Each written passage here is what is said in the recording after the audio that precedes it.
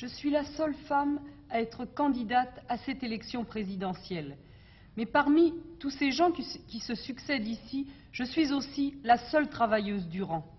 Et certains d'entre vous seront peut-être choqués de voir ou d'entendre une employée de banque se porter candidate à la présidence de la République. Le Figaro écrivait en substance hier matin, en espérant que ce soit méprisant, que je suis à ma place comme dactylo-secrétaire et que j'y reste donc. Eh bien, nous sommes nombreux à penser que les secrétaires dactylo sont aussi compétentes en politique que leurs patrons et en tout cas que certains journalistes. Le même journaliste ajoutait qu'au moins 1 million d'autres femmes auraient pu dire ces choses beaucoup mieux que moi. Je suis d'accord, mais alors je pose la question, pourquoi aucun des amis politiques de ce journaliste n'a-t-il donné la parole à l'une d'entre elles ? Je ne discuterai pas ici des mérites comparés de tous ces anciens ministres, avocats, inspecteurs des finances et diplômés des grandes écoles qui briguent vos suffrages. Si je me présente, ce n'est pas parce que je me crois plus intelligente qu'eux. Je me présente parce que tous ces gens-là ne seraient rien, ne pourraient rien, ne vaudraient rien s'il n'y avait dans ce pays des millions de femmes et d'hommes pour faire tourner la machine économique et produire tous les biens de consommation. Et nous pensons, nous, socialistes révolutionnaires, que ceux qui sont bons pour produire seraient aussi bons pour gérer. Nous pensons qu'il n'y a pas des tâches nobles réservées à ceux qui ont la richesse et des tâches pénibles réservées à ceux qui produisent. Et nous dénonçons cette société d'exploitation où ceux qui vivent du travail des autres ont tous les privilèges, tous les commandements, toutes les responsabilités, alors que ceux qui produisent sont privés, eux, de temps, de culture et le plus souvent de ressources décentes. Je ne représente peut-être pas tous ceux qui travaillent et au nom desquels tout le monde parle, mais pour une fois, c'est une travailleuse qui parlera. Regardez tous ces candidats de la droite qui prétendent parler dans l'intérêt du peuple. Giscard d'Estaing est le fils d'un grand bourgeois et les noms de ses parents et amis qui sont tous membres des conseils d'administration des grandes banques et des grands trusts industriels, noircissent les pages du bottin mondain. À commencer par sa femme, dont des milliers d'ouvriers, des forges, des aciéries, des laminoirs connaissent le nom parce que c'est celui de leur patron, l'Empire Schneider. Le monde de Chaban est le même, c'est celui des gros négociants, des dirigeants de sociétés et des banquiers. Ces gens-là ne connaissent que le métro pour l'avoir pris un jour où la télévision était là. Et ils ne connaissent de la condition des travailleurs que ce qu'ils en voient lorsqu'ils vont visiter les usines de leurs amis ou de leurs parents. Alors, de quel droit peuvent-ils parler en notre nom? Les journalistes estiment à près de 5 milliards d'anciens francs le prix que chacun de ces grands hommes va investir personnellement dans sa course électorale. Au tarif des retraites de la sécurité sociale, il y aurait là de quoi faire vivre 20 000 vieux travailleurs pendant 1 an. Eh bien moi je trouve que rien que cela condamne cette société, cela condamne ces hommes-là. Et puis tout de même, ces gens-là ne manquent pas d'aplomb pour promettre des changements, eux qui sont actuellement au pouvoir ou qui y étaient tout juste encore hier. Les méfaits de leur politique, nous pouvons les vérifier au jour le jour dans notre vie quotidienne. Giscard d'Estaing, ministre des Finances, nous dit, d'après ces statistiques, que la vie n'augmente que de 1% par mois. Eh bien moi qui ne suis qu'une simple employée, je sais, comme toutes les femmes, que je paye aujourd'hui 5,60 francs le litre d'huile que je payais 4,20 francs il y a moins de 2 mois. Cela fait 33% d'augmentation. Et combien d'autres denrées de première nécessité sont dans ce cas? Chaban-Delmas ose parler de nouvelle société. Lui, qui était Premier ministre il y a moins de 2 ans. Mais sa nouvelle société, nous l'avons vécue, nous l'avons subie, nous n'avons pas la mémoire courte au point de l'avoir oubliée. Giscard, responsable des impôts qui écrasent les pauvres, fera ce qu'il a fait jusqu'ici, c'est-à-dire gouverner au profit exclusif des riches. Ces gens-là sont directement responsables d'une situation où des millions de travailleurs gagnent moins de 1 500 francs par mois pour plus de 40 heures.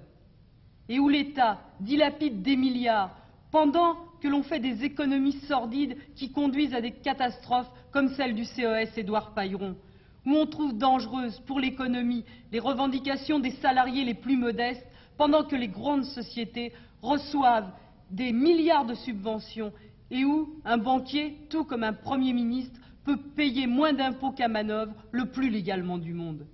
Aucun travailleur ne se reconnaîtra en ces gens. Ils représentent, ils défendent les riches et les bourgeois parce qu'ils sont des leurs. Face à ces hommes politiques de la bourgeoisie, je veux faire entendre la voix des travailleurs du rang. Si je me présente, si je suis la seule travailleuse parmi tous ces candidats, c'est d'abord pour affirmer que les travailleurs n'ont pas confiance dans les professionnels de la politique. Je veux parler ici au nom de mes camarades de travail, de tous ceux qui n'ont jamais directement le droit à la parole. Tous ces bourgeois, sortis pourtant des grandes écoles, nous conduisent tout droit vers une crise économique dont ils sont eux-mêmes effrayés aujourd'hui. C'est un bilan de faillite. Mais les travailleurs ne veulent pas faire les frais de cette faillite. S'il y a une crise, c'est aux banquiers, aux industriels de payer, pas aux travailleurs. Ni aux petits paysans d'ailleurs, ni non plus aux petits commerçants. Alors, si je me présente, c'est au nom de tous ceux qui travaillent ou qui ont travaillé de leurs mains toute leur vie, pour dire que la classe ouvrière ne se contentera pas de promesses et que face à la crise, les travailleurs ont un certain nombre d'exigences. Parmi ces exigences, il y a la protection des salariés, des retraités, des petites gens contre la hausse des prix. Nous exigeons et nous exigerons, par la grève éventuellement, aussi bien d'un homme de droite que d'un homme de gauche s'il le faut, une échelle mobile des salaires, des pensions et retraites, basée sur des indices contrôlables et non truqués, c'est-à-dire sur les produits qui sont le plus nécessaires à la vie des gens. Que les patrons et l'État se débrouillent pour empêcher les prix de monter si une telle échelle mobile des salaires et des pensions les gêne. Mais nous en avons assez de leurs promesses. Ce qu'il nous faut, ce sont des garanties. Nous exigerons l'expropriation, sans indemnité ni rachat, de tout industriel qui prétendrait licencier une partie de son personnel pour faire mieux fonctionner son entreprise. Nous imposerons alors la gestion de ces entreprises par les travailleurs eux-mêmes, avec répartition des heures de travail entre tous, la production étant organisée selon un plan destiné à satisfaire en priorité les besoins élémentaires de la population.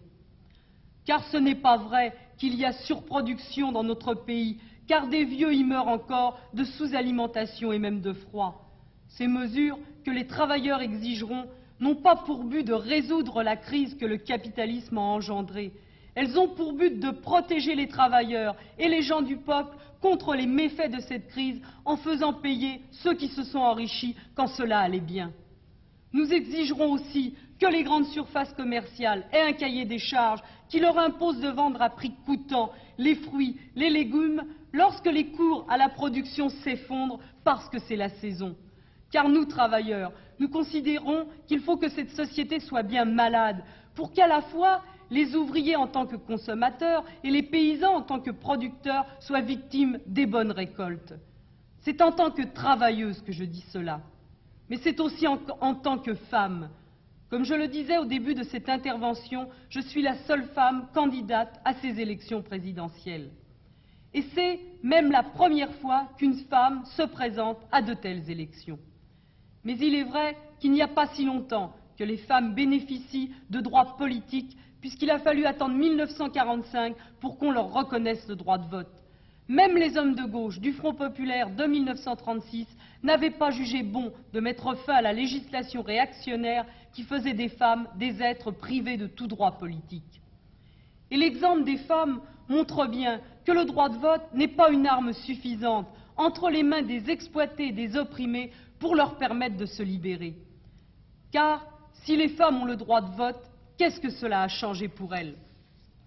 Est-ce que l'immense majorité des femmes qui travaillent n'occupent toujours pas des emplois non qualifiés et mal payés, alors que même dans les entreprises qui emploient une majorité de femmes, la plupart des chefs et des cadres sont des hommes?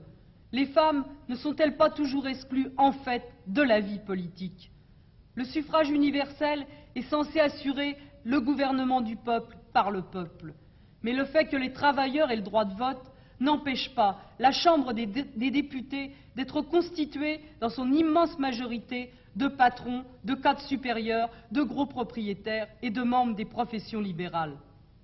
Combien y a-t-il d'ouvriers, de petits paysans, d'artisans, de petits commerçants, en un mot, de représentants des diverses catégories de la population laborieuse. Quelques-uns seulement, mais cela ne se voit pas trop parce que personne ne porte sa situation sociale gravée sur son front. Mais dans les cas des femmes, ça se voit plus. Elles constituent plus de la moitié de la population. Mais à la Chambre des députés, il n'y a que 8 femmes sur 480 députés. Sur les centaines de ministres qui se sont succédés sous la 4e et la 5e République, il y a eu 2 femmes en tout et pour tout. Et le comble, c'est que c'est cette assemblée d'hommes qui s'arroge le droit de trancher sur les problèmes qui concernent avant tout les femmes. C'est cette assemblée d'hommes qui ne parvient pas à décider depuis des mois si les femmes doivent avoir ou pas le droit d'interrompre une grossesse non désirée. Et quand il s'agit de condamner chaque année plusieurs centaines de milliers de femmes à l'avortement clandestin dans des conditions sanitaires déplorables, là, ils n'ont pas de scrupules. Et cette bande d'hypocrites qui en ont plein la bouche du respect qu'ils portent soi-disant à la vie condamne sans hésiter des femmes à la mort. Et là aussi, sur le terrain de la lutte pour la liberté de l'avortement, ce n'est pas le bulletin de vote qui a fait avancer les choses.